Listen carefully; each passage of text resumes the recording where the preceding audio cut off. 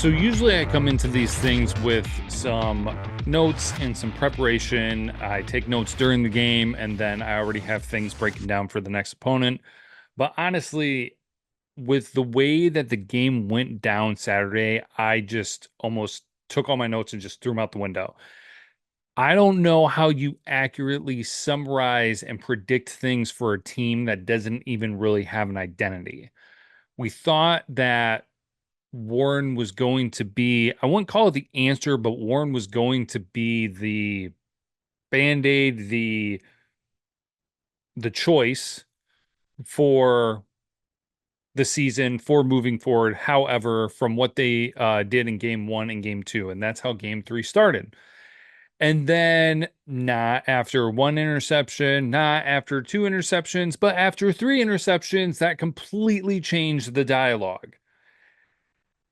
Davis Warren is two touchdowns, six interceptions in 3 games. That is not starting quarterback material.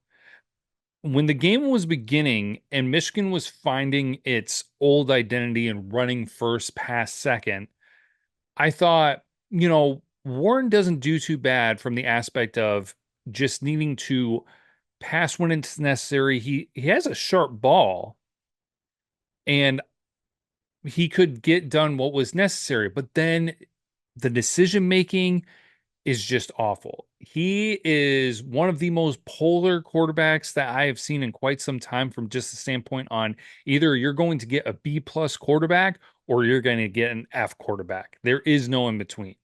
It's either like not great, a little bit above good.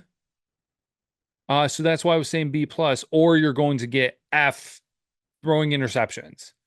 I mean, when you have a game where you complete every single pass, but three of them don't go to your team, that is a stat I've never heard of before. So it is unfortunate, but it's the truth. It is what it is. So they started going to orgy, and you're kind of curious on how it's going to go.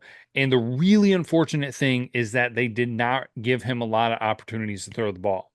They were just running with what was working to try to be effective and to try to finish the game out. And then if things got more comfortable, they were going to maybe toss in some throws. But things did not get more comfortable because then Arkansas State was able to close the gap. This was only a 10-point win. That's not very good. Not against Arkansas State.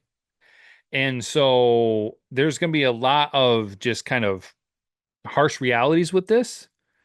And as I said, I don't really know exactly what we're going to say for upcoming USC game because I don't know what they're going to do. That's just me talking about the offense because then there's going to be things here to talk about the defense too. But at the quarterback, who knows? Like it's going into week 4.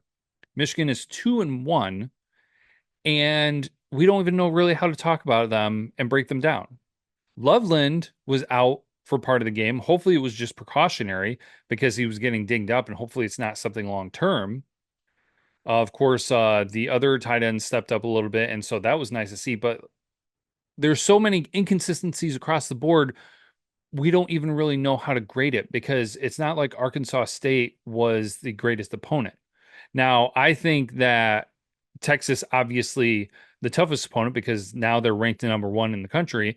Then after that, it's Fresno State. Then it's Arkansas State. So when you're playing the worst team that you face so far, why is it so difficult to do well? Now, everyone, I don't know if I should say everyone, but most everyone's looking at the offense, rightfully so, because, quarterback is often the front and star runner of the show. But you also have to look at the defense. The defense didn't really do a lot to impress. Like there was a good chance that there was probably at least 6 or 7 points, probably at most like 14 to 17 points left on the field by Arkansas State. And they only lost by 10 points. So this could have turned very differently. And the defense didn't really do anything to impress against an opponent like Arkansas State. Now, they're nobody to laugh at and just shove off, but also if you're a top 17 team, it should go a little bit better than that. And considering that Michigan's defensive identity that is carried over from 21 to 24 with the same system, you would think that it would be performing better. Now, of course, I'm not going to overlook the fact that the personnel for 2024 is vastly different from 2023 and even 22 and 21, but the system, it looks very clunky. It looks like a bunch of the players are trying to learn a new system. And I don't break down schemes. That's not my forte. I'm not in depth about it. Honestly, if you're looking for somebody who does it really well, Do on Twitter, I think it's JDo51 on Twitter, does a great job reviewing film, usually on Sundays, the day after games. So if you really want breakdowns, I would suggest checking out his content on Twitter. But it just looks clunky. And honestly, Arkansas State and each team has not really felt threatened by who has arguably been Michigan's top defender in Will Johnson. Now, I'm not going to sit here and say that he has not done well. He has done well, but he has not struck fear into the other teams. Now, obviously, again, Texas, we're talking about the number one team in the country. They've got so many weapons. Yeah, they're going to have the opportunity. But even Fresno State and Arkansas State have no problem throwing his direction. The one huge impact that he had was the pick six against Fresno State. But then after that, it's like a standard game for them. So that I think is one of the most shocking parts. I've already talked about the other shock value of the offensive line performance. So I am just sitting here almost in shock on not exactly what to say because I don't really know how they move forward from this. A lot of people have good thoughts and everything. Obviously, we're talking about couch quarterbacks and everything, but even just from the perspective, like I'll go back to Do on Twitter, talked about the possibility of focusing on Orgy at quarterback, Mullings at being the first running back, and then you have Edwards that you can move around the field to show a lot of different options, formations, and keep the defense guessing. But this is Michigan we're talking about. And I know this isn't Harbaugh, Michigan, but this is still Michigan. Like there's still a lot of the same vein and flow going through this organization, through this program that was there when Harbaugh was there. And them just trying to change. Michigan has not exactly been one where you see them drastically changing. I'll use that word, drastically changing their setup and their schemes for their personnel. A lot of it has been set up on being this is who we want to identify and we will die on this hill.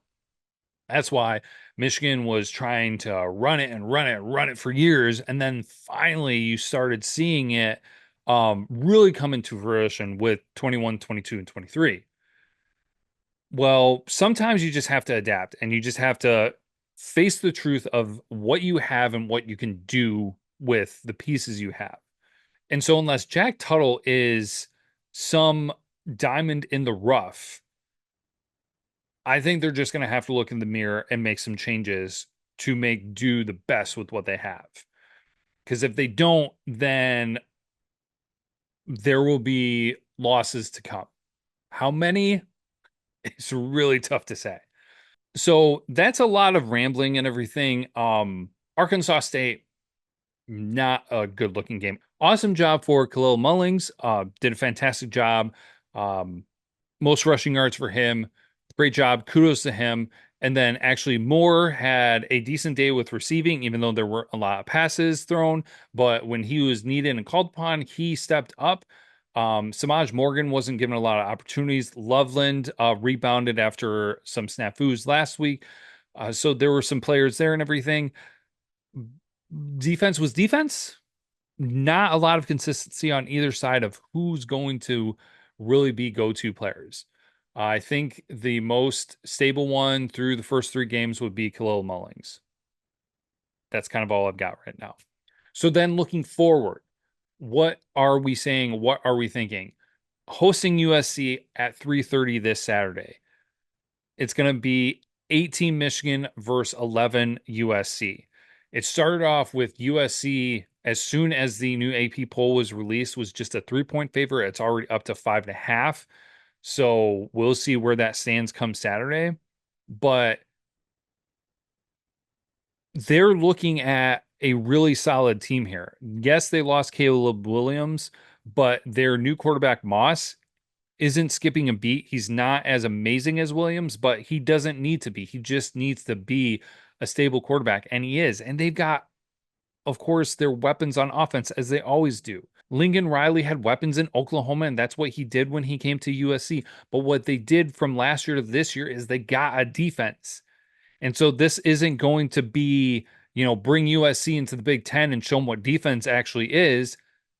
Because one, Michigan's defense is not nearly what it was. And also, they don't have to worry about because now they have a defense. The problems they were running into last year was that, yeah, they could score a lot of points, but they couldn't stop other people from scoring a lot of points. Well, now they can. So they can take on a lot more other opponents, and they look a lot better at it. So this is their opportunity to go on the road into the big house and get a top 25 win. Even though, and now I'm going to say this because I held off from it from earlier, Michigan, what we've seen, Michigan is not a top 25 team. Michigan is not a top 25 team. Like I said, though, in previous episodes, they are a team that progressively gets better through the season. So could they get there? Yes. Could they get to top 25 team? Yes, absolutely. Could they get to top 20? Yeah, they probably could. Top 15, questionable. Top 10, probably out of the question because so many things would have to change at that from what you've seen from other teams like Texas, Georgia, Ohio State, Alabama, clear top teams. And there's others in the mix, but those are clear top teams. And some of those have been looking consistently good. Some of them not. That's a whole another conversation. But for USC, so many questions, and this is not something that you just change within a week and find success. If they were facing a different opponent, if things were flip-flop because the following game is Minnesota, if they played Minnesota first and then USC, then I think that they could get progressively better, possibly to be prepared for it. I don't think that there's any way you split it that they will be prepared for it. Not with the way that they have looked. So things are not expected to be good this weekend from my account. Am I at the practices? Do I know their approach to games? Do I know how the players are reacting to all of this? No, not whatsoever. This is just me and what I'm able to see, which is basically the same thing that you're seeing. So it's unfortunate. It sucks, but it's the truth and reality of what it is. So what I'm looking at for this Saturday is another loss for Michigan. This completely throws things out. I was predicting just one loss on the season. That's what I was hoping for. I realized I was optimistic. I was thinking between 2 and 1, but I think they're going to run into their second loss within the first 4 weeks of the season. So I'm actually predicting a final score of Michigan 13, USC 27.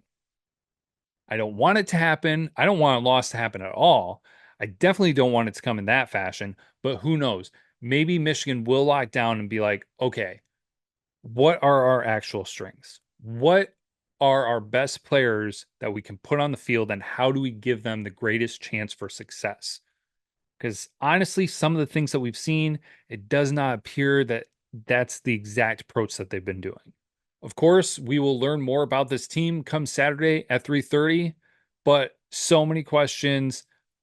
Hopefully there'll be answers, but it seems like as each week progresses, there are just more questions that don't have answers.